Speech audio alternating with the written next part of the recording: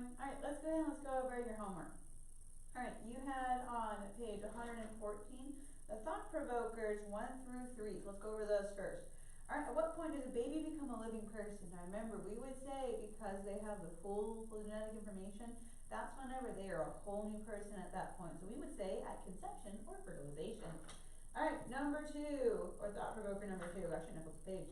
At what point in your development were you distinctly recognizable as a miniature baby? Hopefully you found that in your textbook. That's at 7 weeks. So 7 weeks.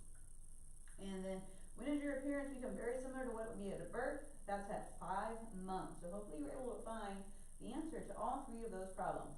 All right, so getting ready for your exam now. On page 33 in the chapter 1 review, you were supposed to do identify 1 and explain 4 and 7. So identify number 1, the 5 main branches of biology. I know it's been a while since we've talked about that. So zoology, botany, microbiology, ecology, and human anatomy and physiology. So those are the 5 branches. All right, number 4, contrast the 3 types of symmetry. You have bilateral symmetry, radial symmetry, and asymmetry. So bilateral symmetry can be cut only in one way to create a right and left mirror images. Radial symmetry can be cut multiple ways to create multiple mirror halves, and then asymmetry cannot be cut into equal halves at all. So remember, bilateral is like people. You can cut it in one plane and get a right and a left half. Radial is like a pizza pie or like a sunflower where you can cut it a bunch of different ways and you can get a bunch of halves that look the same. Asymmetry is like an amoeba or a tree where you can't cut it because, well, you could cut it, but you're not going to get mirror images. All right, so that's 4 and 7 on page 33. You also had on the chapter 2 review, explain 1 and 8. All right, so in the chapter 2 review, he explained number 1, why is pollination and fertilization both crucial in the flower's reproductive cycle? Without pollination, the egg cell can never be fertilized, and without fertilization, a seed can never be formed. So that's why pollination is important, so you can get a seed, and fertilization, the pollination, so you can never get the egg fertilized, and then with fertilization, that's whenever it makes the baby plant or the seed, if you want to think of it that way.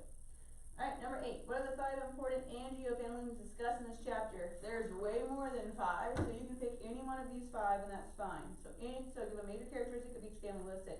You could have put the composite family. That is a dicot. That's the flowers made of many small flowers packed into a head like sunflowers or dandelions. Pea family, dicot. Flammers resemble pea blossoms. Seed pods or legumes that split along both sides. Usually have compound leaves in an alternating pattern. Participate in the nitrogen cycle. The rose family, dicot, cup-shaped blossoms. Most have woody stems, fleshy fruits, and flower parts in multiples of 5. Buttercup family, dicot, cup-shaped blossoms with petals or petal-like sepals. Most are herbaceous and have dry fruits and leaves divided into 3 main sections. Remember, it's that crowfoot. Now, the mint family, these are dicot, square stout stems, flowers usually in spikes. Honeysuckle family, dicot, trumpet-shaped flowers that may be white, yellow, pink, purple, or bright scarlet, red, yellow, black, or white berries. You have the parsley family, dicot, small flowers usually in compound umbels. You have the milkweed family, dicot, flowers in umbels. Each flower has 5 nectar horns with a cup-like hood and a slender crest. Lily family is a monocot. Most grow from a bulb, flowers with superior ovaries. Amaryllis family, monocot. Flowers usually grow on leafless stems, grow from bulbs, corms, or rhizomes. Flowers with inferior ovaries. And then the grass family, monocot, stems below except at nodes. Leaves consist of a blade and a sheath, have stolons. Inconspicuous flowers arranged in spicates, racemes, or compound racemes. And remember, they are probably the most important type of plant family. So you could have just picked any one of those 5. You don't have to go through all of them, but that was all of them just in case you picked some of them. All right, you can put that away for right now. We're going to do something a little bit different because you might have noticed we've skipped around in this book a little bit. So that way, this will help you to be able to kind of think back over it and get ready. Now, chapter 3 is really important in the exam, but we also need to go over chapter 1 and chapter 2. So, because of that, we're going to start on page 11 in this book because we skipped this exercise. So, on page 11, you want to do the cardium conundrum. So, filling in this chart, thinking back to that first section with the cardiovascular system of chapter 3. So, we'll come back to chapter 1 and 2 in a little bit. I want to go over these because these are good helps to help you to kind of think back. And it might have been a while since you thought about the heart in particular. So, you want to spend about 5 to 10 minutes working on this by yourself. It hopefully won't take you too long, but about 5 to 10 minutes. you want to work on it, and then you can come back and finish watching the lesson. So go ahead and pause the video, work on this for about 5 to 10 minutes, try to find everything, or hopefully you remember everything. I'm going to keep going, but go ahead and pause the video so you can work on that for about 5 to 10 minutes. Alright, assuming that you're watching this now, let's go over the answers for this. Alright, so we're going to do all the across first, and then I'm going to do all of the down first. So number 1, the very small blood vessels next to the body cells, that is capillaries. Number 2, the straw-colored liquid in the blood, that is plasma. Number 8, the large blood vessels that carry blood away from the heart, that is the arteries. 9, the blood vessels that connect the arteries to the capillary network, that's arterioles. Number 13, the special protein that transports oxygen, that is hemoglobin. Number 15, the type of circulation between the heart and the rest of the body other than the lungs, that is systemic. And then number 16, the lower chamber in the heart, that is the ventricle. So those are all of those. If you need one of those repeated, go back and rewind it and then watch that particular question again. But I'm going to have to keep moving. Alright, so going down now, so starting at number 2, the membrane that surrounds the heart, that is the pericardium. Number 3, cells that transport oxygen, that is the red blood cells. Number 4, the cell pieces that form clots and seal up cuts. That is the, I have a hard time reading the down ones. Let me find it. Platelets, there it is. So the platelets, number 6, the upper chamber of the heart, that is the atrium. So they put it, I believe, in the singular version. So number 6, going down. Yep, atrium. So platelets, they made plural. Atrium, they made singular. So sometimes that throws me off a little bit. Number 7, the organ that pumps blood throughout the body, that is the heart. Number 10, the type of circulation that provides blood to the heart tissues, that's coronary. Number 11, the type of circulation that transports blood back and forth between the heart and the lungs, that is pulmonary. Number 12, the blood vessels that connect capillaries to veins, that is the venules. And then number 14, the large blood vessels that carry blood back to the heart, those are the veins. Alright. So that's for this page. Go and look over to the next page. Alright, so again, this should probably only take you maybe a max of 5 minutes. Whoa, max of 5 minutes. Because you should hopefully recognize all the parts of the respiratory system. Not digestive system, we've done that one already. The respiratory system and answer the questions. It should take you maybe 2 to 5 minutes max. So go ahead, pause the video, work on this one, and then come back whenever you're done.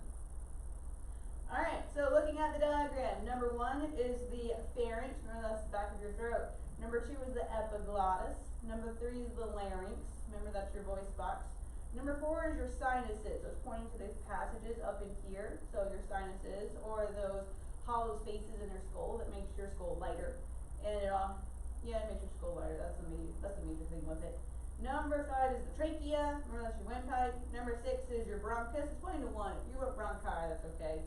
Number 7 is lung, and number 8 is diaphragm. Make sure that you got all of those. Alright, number 1, and think about it. A fish uses the skills to exchange gases with the blood. Which organ in humans has a similar function, so exchanging gases with the blood? The only one that works like that is A, lungs. Number 2, choking can occur when the upper airway is blocked by a foreign object such as food. Which structure helps prevent food from entering the airway and causing choking? Remember, you have your windpipe with the glottis as the opening. What covers the glottis to keep the food out? That is the epiglottis, so B. So make a note for those. Alright, we've already done page 13, so we can flip over. Page 13, page 14, page 15. We've done all of those. Page 16, page 17. Alright, let's look over on page 18 now. Scramble for control. This is about your endocrine system. So sometimes it's a little bit of a harder section. So let's go through this section. This one hopefully takes you only about 5 to 7 minutes because it's pretty short compared to the other one. So try to do this one as fast as you can. You might need to look up some of these are a little bit harder because it's your endocrine system. So hopefully you remember all of them. If not, go back and look them up. So pause the video again, come back in about 5 to 10 minutes loosely and start working on this. We'll work on it for about 5 minutes and then come back and I'll give you the answers. Alright, so number 1, we'll do all the across first. So the gland that turns the body's clock, that's pineal. Number 3, special nerve endings that detect conditions around the body, that's sensory receptors. Number 4, that is the body's master gland, pituitary gland, or just pituitary. Number 7, a wrinkled fist-sized mass at the back of the brain below the cerebrum, that's cerebellum. The gland that produces epinephrine, that's the adrenal gland. And number 10, the bundle of fibers that connect the CNS, remember central nervous system, with the rest of the body, that's the nerves. Alright, going down now, several small glands located behind the thyroid gland, that's the parathyroid, connects the rest of the brain to the spinal cord, that's the brain stem. Number 5, electrical message that's transmitted through the nerves, that is the impulses. Number 6, the two halves of the cerebrum, that is the hemispheres. Number 7, the largest part of the brain, that is the cerebrum, and then the chief organ of the nervous system, brain. Alright, well hopefully you got all of those right, and hopefully you were able to find them pretty quickly. We will come back and finish this later, so you can go ahead and put this away. You'll notice that we haven't done page 19 or page 20 yet, but we'll work on those later. So you can go ahead, put this away now, and go ahead and take out a piece of paper so you can write down terms and definitions you don't know as we go through chapter 1 mainly today. So chapter 1, hopefully part of chapter 2 as we get into it. So I'm going to ask a question. If you know the term, I want you to say it out loud. If you don't know the term, write it down once I say it, so it'll help you. And you can pause and rewind the video as you need to, so that way I can keep moving relatively quickly. Alright, there are three main parts of science, or the purpose of science. What are the 3 main parts of the purpose of science? If you want to look at in your textbook, on page number 2 is where I'm starting, and if you want to mark them in your book instead, that's fine. You should either be writing it down or marking it in your book, and I'm just going to go through the book in chapter 1 and just ask everything that could possibly be on the exam. So if you want to look on chapter 2 and just start highlighting, that's fine, but make sure that you are marking everything that you can need. So what are the 3 main purposes of science? So to carefully observe nature, discovering the laws of creation, and using those laws for man's benefit. And then also glorify God. That's not really part of your textbook, but it's also important. Alright, what's the study of living things? Biology. What do you call a living thing? An organism. What's the study of animals? Zoology. What is the study of plants? Botany. What is the study of organisms that are too small to see without a microscope? Microbiology. What do you call the study of the organisms interacting with their surroundings and with each other? Ecology. What is the main branch of biology that has to do with studying okay, I'm not trying to put it this way. With the studying of how an organism's structure functions and how an on all the parts of the structure. Alright, that's anatomy and physiology. In particular, the main branch is the human anatomy and physiology. Which one has to do with the study of an organism's shape and structure? So which part is that? Anatomy or physiology? Anatomy, good job. And then what is the study of how an organism's structure functions? Physiology. Alright, what is the smallest unit of living things? This is also in chapter 3. The cell, good job. What do you call a single cell that performs all of the organ's functions? So what do you call a living organism that's only made up of one cell? Unicellular. What do you call an organism that's made up of many different types of cells? Multicellular. Great job. What do you call a stable internal condition that an organism needs to survive? Homeostasis. What do you call the process by which life continues through the generation of new organisms? Reproduction. What do you call the sum of all the chemical processes of life? Metabolism. What do you call the substances in food that provide an organism with energy? Nutrients. What do you call eating? What's the technical word for eating or consuming something? Ingesting. What do you call the process by which the cells produce ATP by combining nutrients with oxygen to make that energy? ATP, it makes ATP, but the process is called cellular respiration, so make a note for those. Let's see. Alright, what refers to plant life? Flora. What refers to animal life? Fauna. Alright, I'm going to skip the different types types of symmetry because we just talked about that in homework, but you make note of them on page 7. Moving on. What do you call environments on land? Terrestrial. What do you call the home of an organism? Habitat. What do you call an animal that's mainly active during the day? Diurnal. What do you call about an animal that's mainly active at night? Nocturnal. What do you call an inactive state, like when the trees go to sleep in the winter? Technically, we use a different word than going to sleep. Dormant. Good job. What do you call animals that live in trees? Arboreal. That's it. Alright.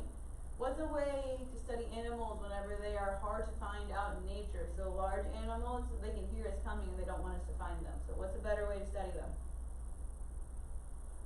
We can study their tracks. Good job. Alright, looking at water environments. What do you call a water environment? Aquatic. Good. What do you call a area like a pond, salt, lake, or river that doesn't have salt? What type of water environment is that? Freshwater. What do you call the environments with the seas and the oceans that contain a lot of salt? Saltwater environment. What do you call the area between the highest and lowest points that a tide reaches? What type of environment is that? Intertidal. What do you call the shallow waters in warm parts of the world that sometimes have large living formations underneath the water? Coral reefs. What do you call the hot springs in the ocean? They have their own ecosystems. Hydrothermal vents. Perfect. Alright. What are some of the lab rules? What are some things to do or not do in lab? Alright, so know the safety equipment, handle glassware software, immediately notify your teacher if something breaks, no eating or drinking allowed in the laboratory, keep your area clean, clean up after yourself, don't perform any unauthorized experiments. You need to go over the list again, it's on page 16, so just go back and go over it if you need help. Alright, what do you call the science of classification? Taxonomy.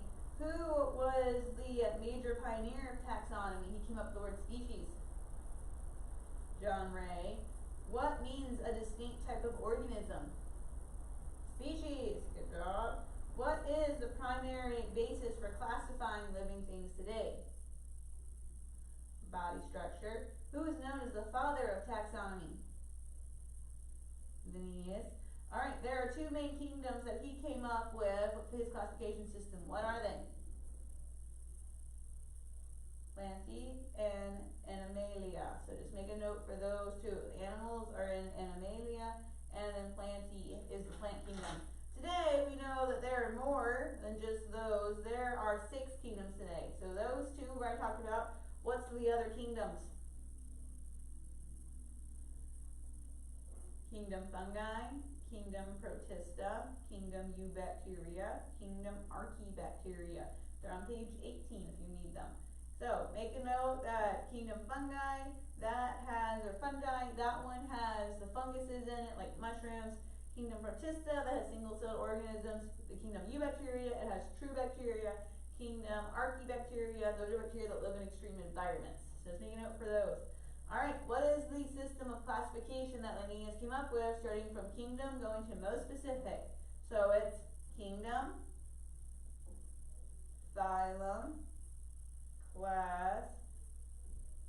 I said kingdom, phylum, it's hard to do it slow. Kingdom, phylum, class, order, family, genus, species. Good job. So kingdom, phylum, class, order, family, genus, species. Make a note for that list. Alright, which one's listed first? The genus name or the species name? The genus part first. So if you're talking about the scientific name, the genus is listed first and the species is second. Which one is capitalized? The genus part. Which one is italicized? Both of them. So just make a note for the scientific name. Genus is listed first. Species is always second. They're both italicized, but the genus is capitalized. Let's see. Alright, who's known as the father of the scientific method? That is Sir Francis Bacon. Good job. There are 3 main parts to the scientific method. What are they? Hypothesizing, I think I skipped one. Observing, hypothesizing, and experimentation or experimenting. Make a note for those three. What do you call a sensible explanation or an unproven idea? Hypothesis. Good job. Alright, there are 6 more specific steps to the scientific method. What are they? Because of the angle of the camera, you can't see them very well over there. But state the problem, gather information about the problem, formulate a hypothesis, test the hypothesis by experimentation, record and analyze the experiment, and state the conclusion. So those are the 6 parts. What is a way of explaining an object or event by using a set of facts? That is a theory. What is a theory? It has stood the test of time and never been proven wrong. What do we call it at that point? Call it a law. Good job. Alright, so whenever you're looking at your experiment, what is the factor that is observed to determine the results of the experiment? So if you're watching plants grow, you want to see which one, you want to look to see at their height. That's your what type of variable? That's to determine the change. A dependent variable. What do you call the factor that is different and that you change to test your hypothesis? That is your independent variable. How many independent variables should a good experiment have? 1. Only 1. An experiment can only have 1 independent variable. What do you call all the other variables that are the same in all your other parts of your experiment? Controlled variables. Good job. Alright, what is the group to which the independent variable is absent? This is the one that you look to see. This is the normal one. That's a control group. What do you call the groups in which the test is performed? It does have that independent variable. Those are the experimental groups. Good. Alright, talked about that. What do you call the study of reasoning? That is logic. What do you call the facts that are already known in reasoning or logic? Evidence. What do you call a conclusion based on reasoning from evidence? Inference. What do you call the reasoning from evidence to a more specific conclusion? That's deductive reasoning. What do you call reasoning from a specific evidence to a more general conclusion? So you're going from a specific idea and trying to extrapolate it out to a more general conclusion. Inductive reasoning. Good job. Let's see, what is anything that is used to provide a partial representation of something? A model. Perfect. Alright, that is, I believe, most of chapter 1. So, yay, we're making good timing. I'm going to go a little bit farther into chapter 2 now. So, if you need something in there and then repeated, go back and watch it so you can get all of the information that you need. So, I'm just going to keep going from it. Alright, so looking at plants now, who is the person that recognized that flowers are important for reproduction? Good job, Christian Conrad Springle. Make a note for him.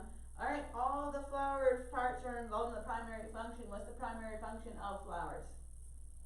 Reproduction. Good job. Alright, what do you call the male part of the flower? That's the stamen. There are 2 parts to the male part of the flower. What's the part that actually makes the pollen? Anther. What's the part that holds up the anther? Filament. Good job. There are 3 parts to the female part of the flower. What do you call the female part of the flower? Pistil. What's that top part that's kind of sticky, or you can think of it that it attracts the pollen? Stigma. What's the part that holds it up? That is the style. And then what's the part at the bottom that actually has the eggs? Well, yeah, that has the eggs. Ovary, and it contains the ovarioles. Alright, let's see. What do you call the showy part of a flower? This is the part that's used to attract insects or pollinators. Petals. Sometimes they have these leaf-like structures that surround the base of the petals to help protect the developing flower. What do we call those leafy green parts? Typically they're green.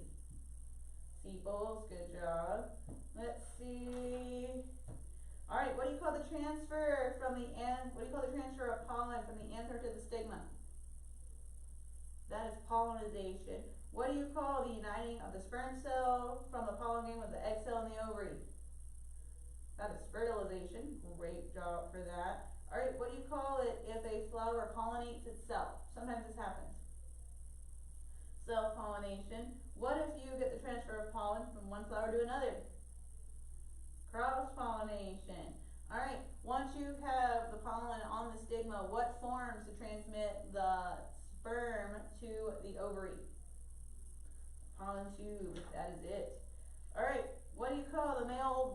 reproductive cell? We've already talked about this in chapter 3. It's also in chapter 2. The sperm cell. What do you call the female reproductive cell? That's the egg cell. What do you call the fertilized egg? This is for the baby plant. So the fertilized egg divides to form the what? This is the beginning of the new plant. Embryo, that's it. Alright, there are 3 parts to a seed. What are they? Embryo, endosperm, and seed coat. Alright, there are 3 parts to an embryo. What are the 3 parts to an embryo in a plant? Plumule, radicle, and the cotyledon. Alright, what does the plumule do? It develops into the shoot system. What does the radicle do? It develops into the root system. What does the cotyledons do? They're designed for food absorption and storage. Alright, the cotyledons, they absorb food stored from the endosperm, so make a note for that. So that's where the cotyledon gets its food from. And then the seed coat, what's the purpose of that? To help protect the seed. Alright, so we know the protective seed coat. Let's see, if you're a monocot, how many cotyledons do you have? 1. If you're a dicot, how many cotyledons do you have? 2. Good job. Let's see. What do you call a fully ripened ovary? Fruit. Perfect. Alright. What do you call the spreading of seeds? Dispersal. What occurs whenever the ripened fruit bursts open and scatters the seeds some distance from the plant? What do we call that? Mechanical dispersal. What if it uses something like a dog or a person or wind? What type of dispersal is that? Agent dispersal. Perfect. Alright, we'll go a little bit farther, then I'll let you go because I know you might be feeling a little bit overwhelmed with how much we've been talking about things. I know as a side note, doing reviews like this aren't as fun, so we're going to have a Zoom review on Thursday, but I want to make sure we get through all the information. Alright, what do you call the early growth of a seed? Germination. Alright, there are 3 main parts to germination. What's the first thing that has to occur? Has to absorb a lot of water. Good job. Has to absorb that water to break through the seed coat and cause it to swell. What's the second part? The radicle goes down. What's the third part? The plumule sprouts up and out of it. So that's whenever the plumule comes up out of the ground.